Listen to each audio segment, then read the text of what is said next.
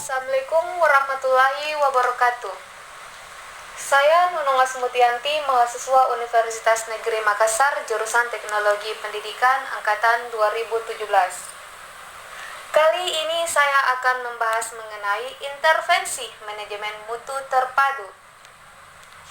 Sebelum kami membahas terlebih dalam, saya akan menjelaskan tujuan khusus yang akan dicapai. Yang pertama yaitu manajemen mutu terpadu sebagai tersirat di jenjang organisasi. Yang kedua, makna benchmarking.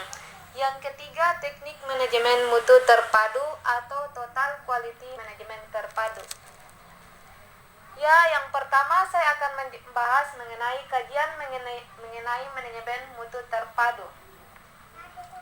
Manajemen mutu terpadu menyebarkan fungsi melekat dari manajemen mutu karena bersifat identik dengan upaya peningkatan kinerja. Walau sebenarnya tidak disebutkan sebagai harfiah dalam teknologi kinerja, fungsi kajian manajemen mutu terpadu ini menjelaskan prinsip dasar dari manajemen mutu, yakni Kaizen.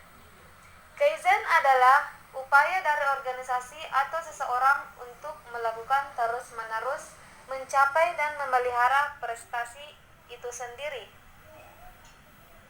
Secara umum, inilah manfaat dari ilmu manajemen mutu terpadu. Secara teknis, manajemen mutu terpadu sebagai filsafah dan budaya organisasi adalah intervensi bersifat tersirat, mengingat pengetahuan yang terkandung di dalamnya, surat dengan penanaman nilai-nilai di organisasi bagi siapa saja yang akan ada dan berkarya dalam satu organisasi tersebut.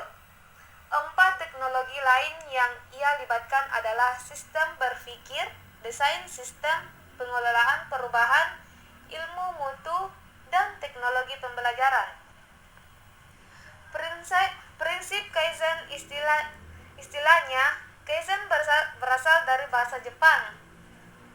Kata tersebut berarti perbaikan atau peningkatan.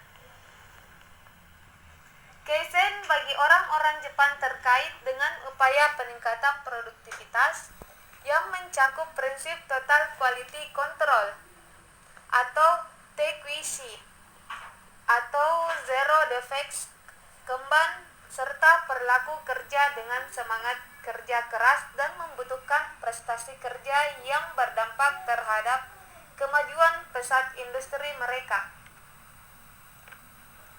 Kaizen digambarkan sebagai payung yang memiliki dua sisi. Sebelah kiri adalah bersifat melandasi semangat dan perilaku bekerja, sedangkan sebelah kanan rangkaian teknik pelaksanaan manajemen mutu yang diterapkan di organisasi atau perusahaan. Kaitan mutu dan jasa, di mana mutu dan manajemen mutu terpadu diterapkan untuk mengukur sejauh mana produk atau jasa yang memenuhi kriteria atau patokan tertentu. Jasa atau servis adalah suatu tugas atau pekerjaan yang dilakukan oleh seseorang atas permintaan seseorang pelanggan dengan cara berinteraksi langsung antara keduanya.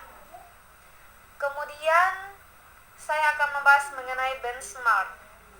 Konsep benchmark diartikan dalam bahasa Indonesia sebagai rujukan atau acuan, serta teknis adalah sesuatu yang dijadikan acuan produk terbaik atau organisasi terbaik dengan syarat-syarat tertentu. Selanjutnya, kedua definisi benchmark tersebut menjelaskan adanya perbandingan antara rujukan dengan kinerja yang ditunjukkan oleh suatu organisasi. Benchmarking adalah satu bentuk upaya organisasi untuk membelajarkan diri dari sisi perbedaan. Benchmarking adalah upaya menjadi organisasi yang lebih baik atau menyamai bahkan melebihi organisasi yang menjadikan benchmark atau perbandingan. Evolusi benchmark dari dulu hingga tahun 2000-an. Yang pertama, generasi benchmarking disebut reversi engineering atau rekayasa terbalik. Pada masa ini, benchmark masih berorientasi kepada produk atau barang. Kemudian, generasi kedua disebut competitive benchmarking. Generasi kedua ini mulai bergeser dari produk ke proses, namun tetap mencari pesaing dari produk yang ada. Kemudian generasi ketiga yaitu benchmarking kini lebih menekankan kepada proses melalui proses belajar dari pihak di luar negeri. Mereka mencari masukan dari luar negeri dan mencari ide. Selanjutnya generasi keempat yaitu bergeser ke arah akademis, yakni menerapkan prinsip evaluasi sistem, uji coba dan rekayasa. Kemudian generasi kelima, benchmarking mengarah kepada globalisasi. Selanjutnya generasi keenam adalah benchmarking untuk proses belajar di organisasi. Mengkaji produk atau jasa yang lebih baik melalui serangkaian peningkatan kompetensi dan kreativitas karyawan yang akan menghasilkan produk dan jasa terbaik.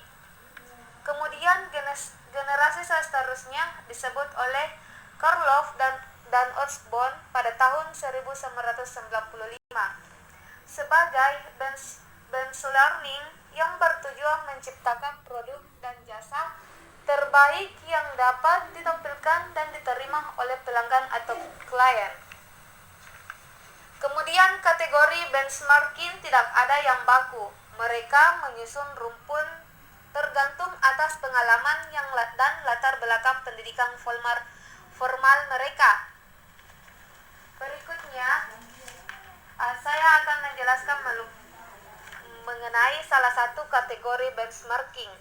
Kategori benchmarking yakni berpendapat bahwa 1. Metrik benchmarking dilaksanakan dengan cara membandingkan data kinerja yang dianggap sama-sama seperti relevan atau fleksibel. Kemudian proses benchmarking.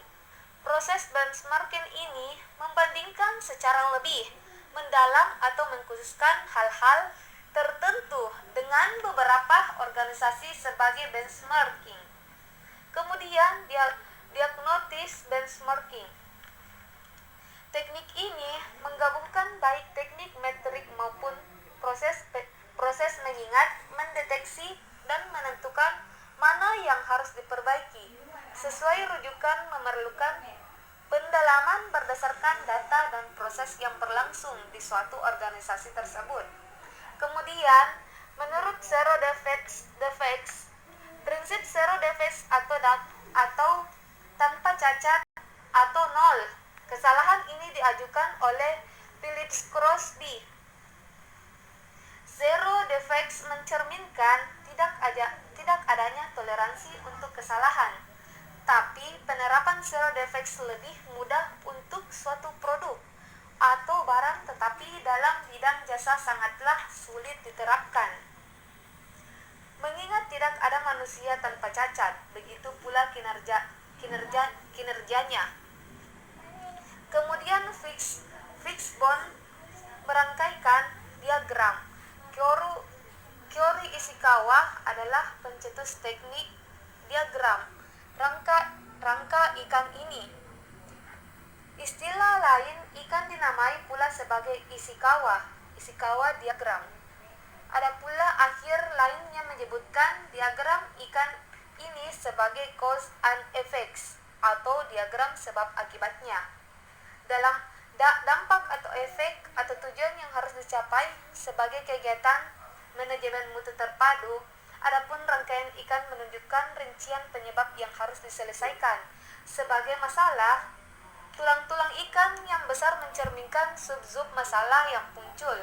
Adapun duri ikan menunjukkan sebagian teknis dari sub masalah tersebut. Kemudian teknik brainstorming. Teknik brainstorming peserta diskusi sama berhak berbicara dan mengemukakan pendapat mengenai suatu hal.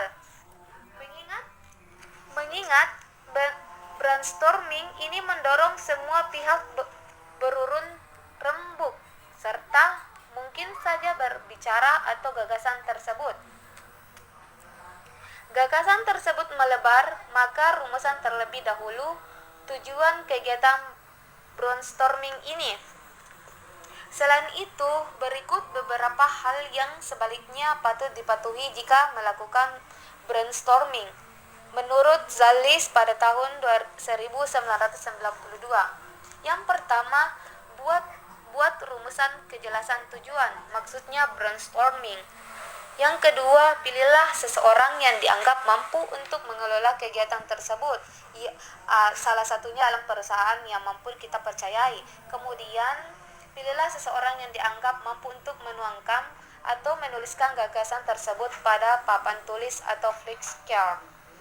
Kemudian, susunlah daftar gagasan yang diajukan oleh peserta. Maksudnya di sini kita akan gabungkan ide-ide sebuah karyawan atau peserta. Kemudian bagi semua pihak dilarang mencela atau mengkritik gagasan orang lain. Kita harus saling menghargai pendapat orang lain.